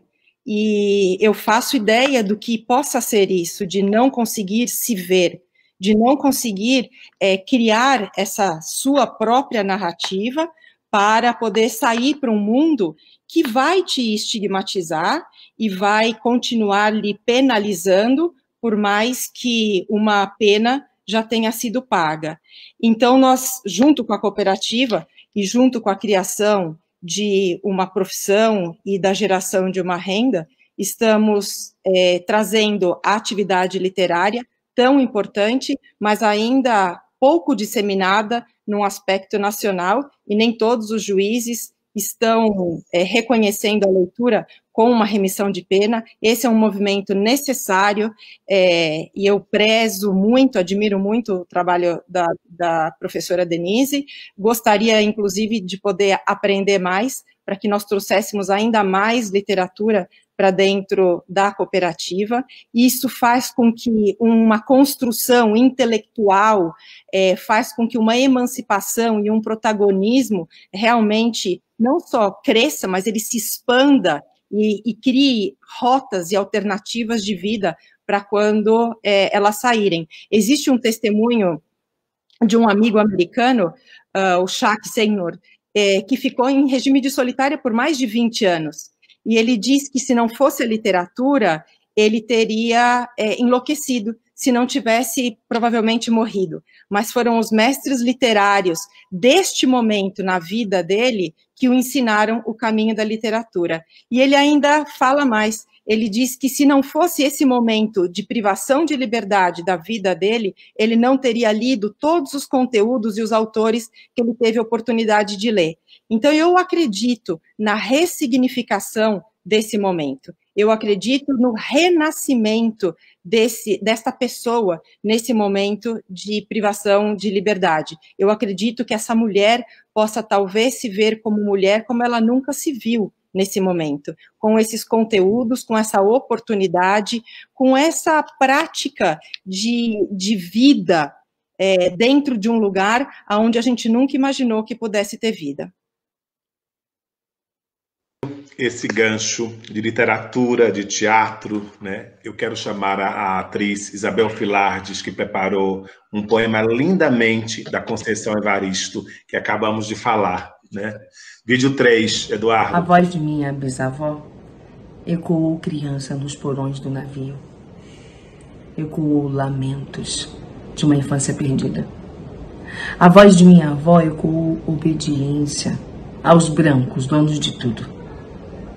A voz de minha mãe ecoou baixinho a revolta no fundo das cozinhas alheias, debaixo das trouxas, roupagens sujas, dos brancos pelo caminho empoeirado rumo à favela.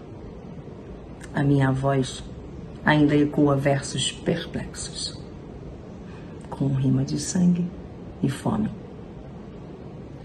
A voz de minha filha recolhe todas as nossas vozes. Recolhe em si as vozes mudas, caladas, engasgadas nas gargantas. A voz de minha filha recolhe em si a fala, o ato, o ontem, o hoje, o agora. Na voz de minha filha se fará ouvir a ressonância, o eco da vida, liberdade. Conceição Evaristo.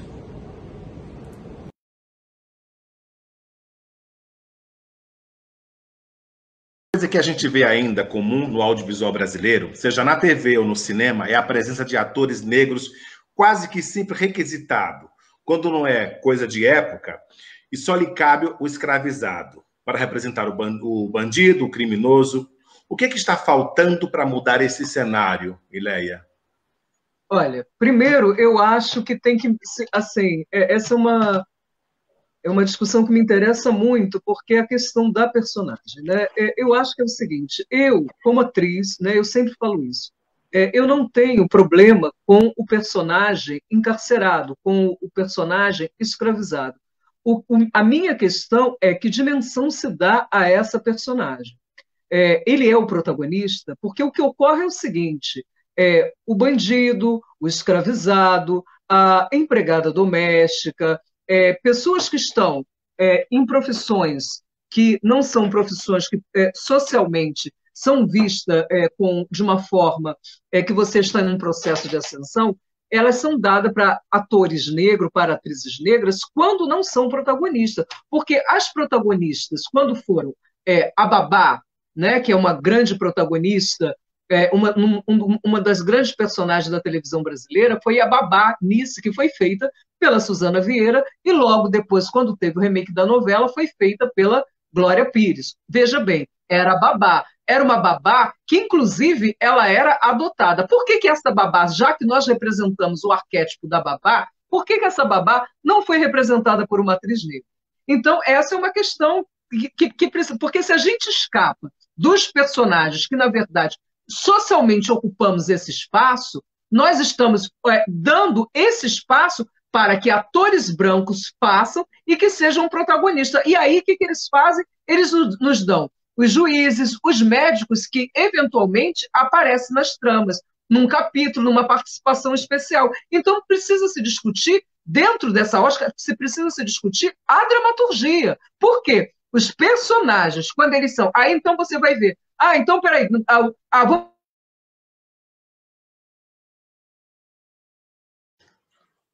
Oi, Ileia. Gente, tá... É o novo normal. Ileia? Gente, olha, estava tão legal a discussão dela, coloquei para ela justamente essa questão. Genise, fala você aí, vou passar para você. Vou pegar essa galinha pulando, e Ileia estava desenvolvendo um raciocínio extraordinário. E eu, como crítica literária, como professora de literatura da Universidade Federal da Bahia, nós fazemos essa discussão na literatura negra. Eu sou especialista em literatura negra e em crítica de teatro também negro, e é exatamente isso que a Ileia estava dizendo. A gente precisa aprofundar as subjetividades dos personagens negros. Não importa exatamente qual seja o papel, importa, mas importa principalmente o aprofundamento, o adensamento da história do personagem, das suas emoções. Porque com o processo racista mundial, ele passa pela desumanização do corpo negro. O corpo negro é só mais um corpo a ser fetichizado, a ser explorado economicamente, a ser escravizado, a ser encarcerado. E não importa a sua densidade humana. É exatamente o processo de desumanização que vai prover a justificativa, a legitimidade, não é? Uma ausência de etos no tratamento desses corpos. Então, a arte, ela vai ser fundamental para a reumanização dos corpos negros, né? Em especial das mulheres negras. Então, quando você adensa o personagem na literatura, quando você adensa o personagem no teatro, vamos falar aqui, por exemplo, do Pele Negra, Máscaras Brancas, né? Que não é o livro do Franz Fanon, é a peça de teatro dirigida pela Anis Sagé, né? Que é uma dramaturga hoje fundamental na cena contemporânea, aqui na Bahia e no Brasil. Então, você tem ali personagens que são colocadas em cena que têm negras, mas que não só são negras, porque a gente também não pode driblar o racismo a partir de uma perspectiva meramente estética. A estética tem que vir junto da ética e junto da política. Bom, você adensa a trajetória do personagem, você dá memória a ele, você provê ele de desejos, de trajetórias, de complexidades, e aí sim você tem um personagem negro. E aí ele pode ocupar qualquer posição ele é um personagem com impacto. Ele vai trabalhar no inconsciente político racista da sociedade, não é? Não só a aparição pura e simples desse personagem numa tela, em cima de um palco. Se a gente pensa a obra literária, a começar da Maria Firmina dos Reis, no século XIX, Úrsula, passando por Carolina Maria de Jesus, Miriam Alves, Henrique Guimarães, Conceição Evaristo, Eleonora Cruz, hoje, tantas mulheres negras que estão escrevendo, vai ver a preciosidade. O teatro precisa aprender com essas mulheres. A televisão precisa aprender com essas mulheres. O cinema precisa aprender com essas escritoras negras. Vai ver a profundidade da construção das personagens femininas negras. É de uma riqueza. E eu vou passar já direto a palavra para a Ileia. Ileia, eu estava falando do brilhantismo que você apresenta no seu raciocínio em relação à questão das personagens negras. Precisa se mudar a dramaturgia. Não é a simples aparição ou a simples escolha do papel da personagem. Eu vou passar de novo a bola para você direto. Vamos ver se vai segurar. Eu vou... Musical, com Zezé Mota.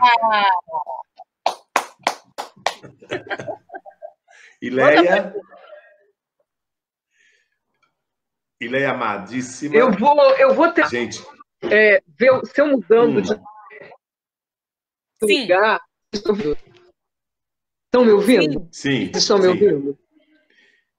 Eu vou montar 3 autores. Bom, eu vou tentar mudar de lugar aqui. Eu vou mudar de lugar aqui para ver se melhora a conexão, porque está muito ruim. Nós estamos acabando já, está quase então, eu estava falando... Vai, Leia. Eu estou falando exatamente, a dramaturgia que precisa mudar, porque quando se confere o protagonismo a um personagem negro, seja ele escravo, quando foi a Escravizaura foi feita por uma atriz branca. Quando é feito um bandido, né, que é um bandido que é protagonista, aí eles colocam, digamos, um ator branco para fazer. Murilo Benício faz o grande traficante. A babá é feita por atrizes brancas. Então, a questão não é da personagem, porque a personagem ela não tem que ser necessariamente uma personagem com um caráter exemplar. A gente não pode pegar uma personagem de uma novela, de um filme, e achar que ela tem que ter um determinado tipo de comportamento. O que precisa se dar é humanidade para essa personagem. Quando é empregada doméstica, ela é feita pela Regina Casé, que é no filme brilhante, que ela faz, inclusive, brilhantemente, Que Horas Ela Vem. Mas a Regina Casé, ela não confere o arquétipo da empregada doméstica que deveria ter sido feito por uma atriz negra. E nem a outra empregada, que era ajudante a diarista, né, do filme, é feito por uma atriz negra. Então, na verdade, o que se quer é tirar esse ator do protagonismo. Então, é uma estratégia também. A gente precisa estar atento a isso, porque senão a gente acaba fazendo os juízes, os médicos, os engenheiros que aparecem no primeiro capítulo, numa participação, no último capítulo, numa participação, como eu já fiz. Eu já fiz 2 juízas. E, na verdade, eu queria fazer a Camelô, que foi o personagem que foi feito pela Elizabeth Sabala durante a novela toda, entendeu? Então, fazer a juíza por um capítulo não me interessa. Me interessa naquele momento que eu precisava do dinheiro. Mas não representa verdadeiramente o que significa isso para um ator ter um protagonismo numa novela, porque a novela ela não discute caráter de personagem. Porque se fosse assim, Heleninha Reutemann não tinha o sucesso que tinha, Carminha não tinha o sucesso que tinha, Odete Reutemann não tinha o sucesso que tinha. O que a novela discute é a questão da amplitude dessa humanidade, seja ela em que campo for, entendeu? Ou por um lado que tende, por um lado bom, ou para um lado que realmente seja um lado perverso, mas é essa humanidade. É isso que faz com que um ator ele tenha visibilidade, que ele alcance sucesso, que ele vai ter prestígio, não só na carreira dele, como também um prestígio econômico. Isso vai subir o valor dele dentro de uma emissora e vai fazer com que ele, a partir daí, ele possa fazer obras que discutam determinadas questões que ele está interessado em discutir. É isso que a gente tem que pensar. Então, tem que se pensar na dramaturgia, de que maneira está sendo escrito, porque o filme que ganha o Oscar em 2018, que é com o elenco negro, o protagonista, na verdade, ele era o quê? Ele era um traficante.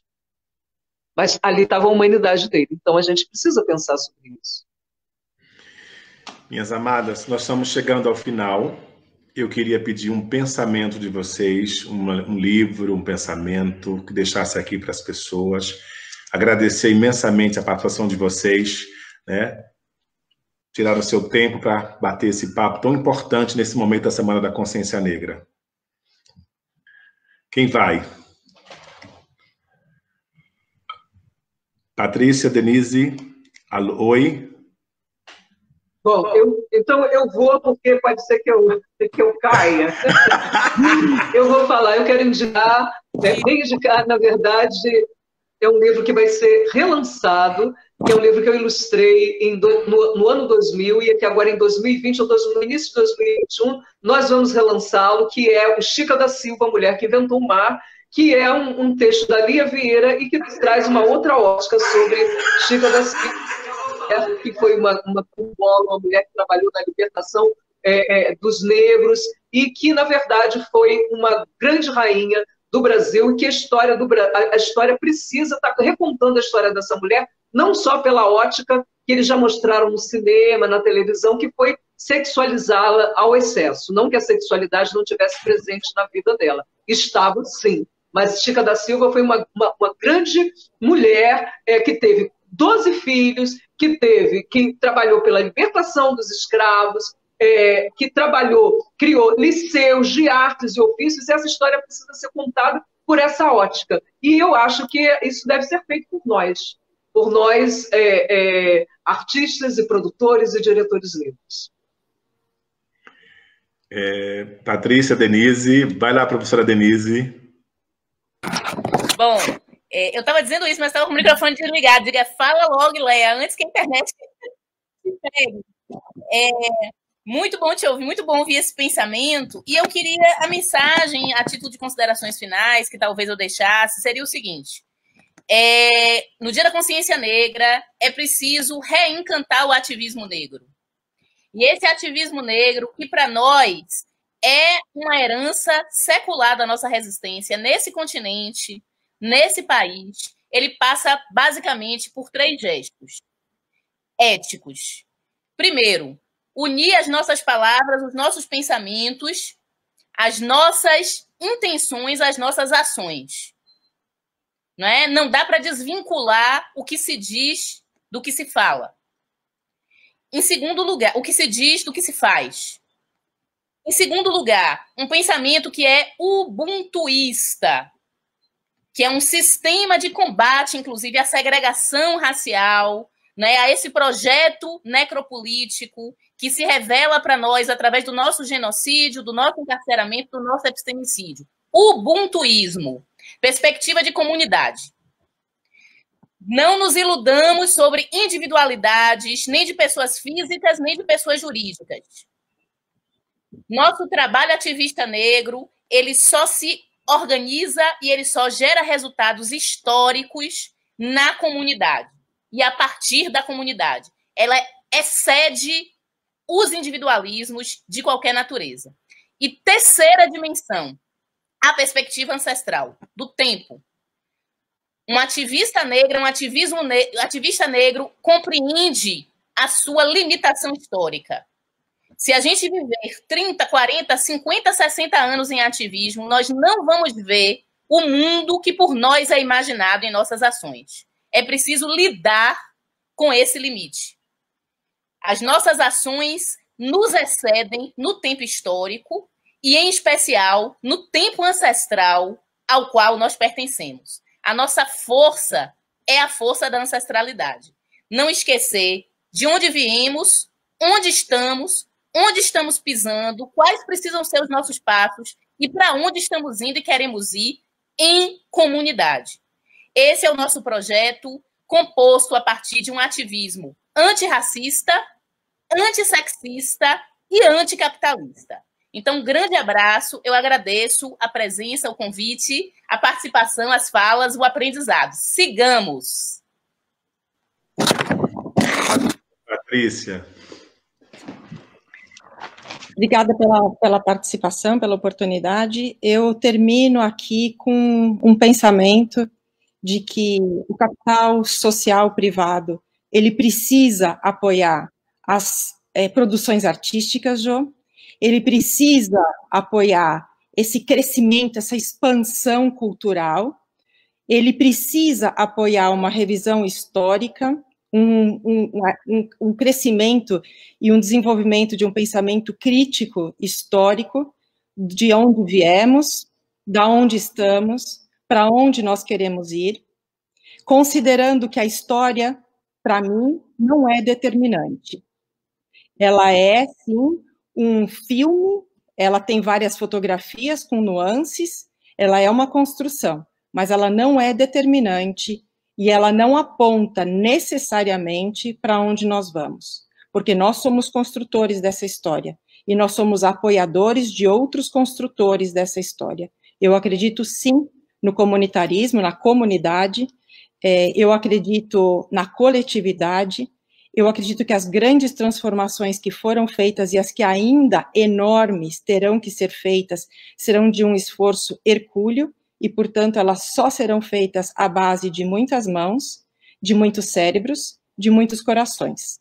Corações movidos por um amor ágape, por um amor que veja a qualidade aonde parece não existir, por um amor que veja o que não é óbvio, o que não está à fronta dos nossos olhos, mas por um amor que vá além dos erros de uma pessoa, erros de negros, erros de brancos e muitos erros, mas que nós nos possamos ver como seres humanos e todos formadores de uma família. Eu sou criacionista e, com a minha crença, eu acredito que nós fomos feitos para sermos uma família.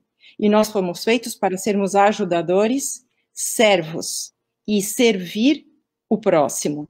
E não servir para manter os meus privilégios, ou servir para manter a minha condição, trabalhar para manter a minha condição. Mas para que este capital do trabalho possa ser o capital proporcionador de várias oportunidades. De oportunidades de inclusão de emprego, porque tantos já foram para a universidade e agora não tem emprego. Para mim, o grande problema do Brasil hoje em dia é a empregabilidade. Nós precisamos de criar oportunidades para que a luta contra a escravidão não seja o discurso ou a boa vontade, mas seja a realidade de muitos.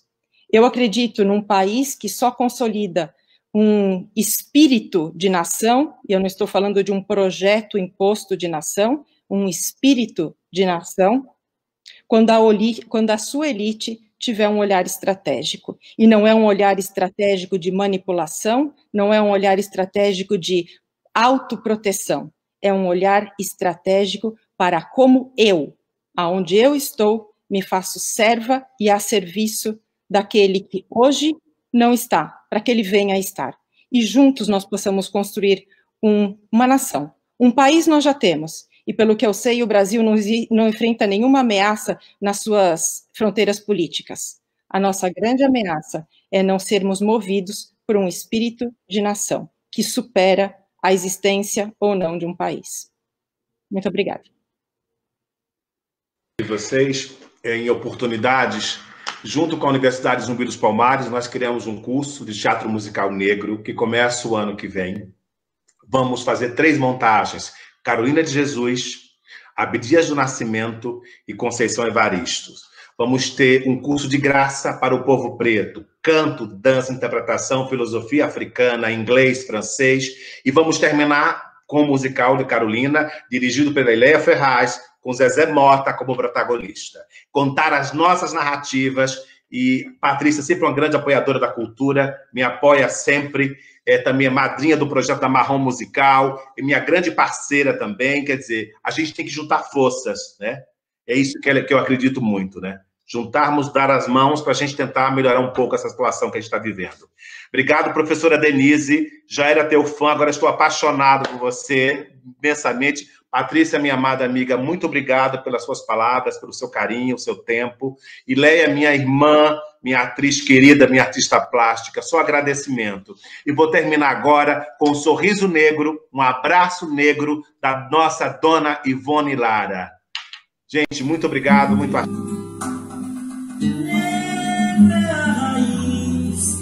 liberdade,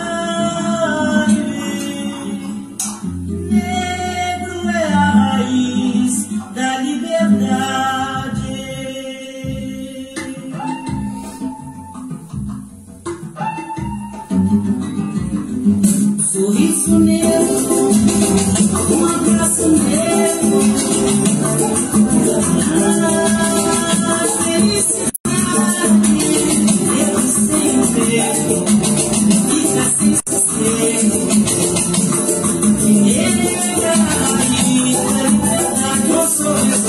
um sorriso negro, um abraço negro,